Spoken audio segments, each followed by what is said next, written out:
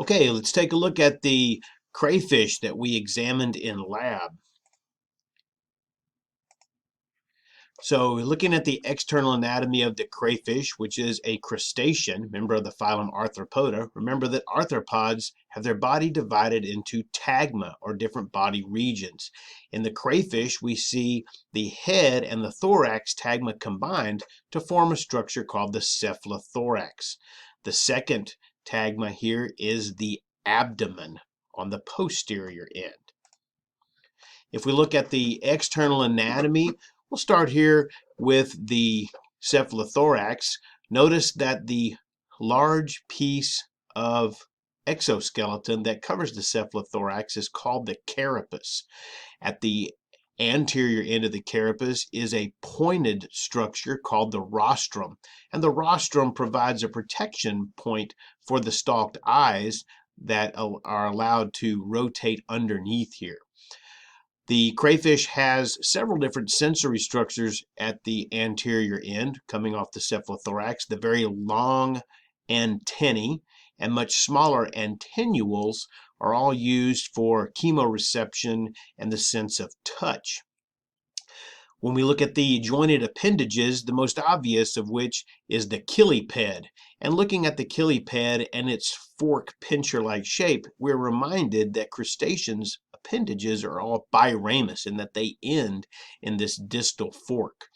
There are 4 pair of walking legs, which originate off of the cephalothorax. And remember, underneath the carapace, each one of these walking legs had a gill associated with it. And you can see the base of these gills located right here. If we look on the abdomen, the appendages that arise off of the ventral side of each abdominal segment are called swimmerets, and these are used in some locomotion. And then the last abdominal segment is called the telson, and the telson has originating on either side a fan-shaped appendage called the uropod. If we look at the feeding appendages, we see these appendages are ordered closest to the mouth is the mandible, and the pair of mandibles is used for chewing the food. We have these feather-like maxilla, and then finally the somewhat longer maxillipeds, which are all used to move food towards the mandible so that it can be chewed and swallowed. If we look at the ventral view of these appendages, we can see here the swimmerets underneath the abdomen.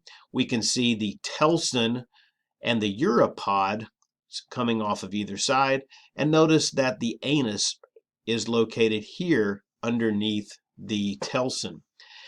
This particular crayfish is a female, and we can tell it's female because there are no copulatory swimmerets located here that we'll see in the male in just a moment. And there's also this opening right here at the base of the abdomen called the seminal receptacle.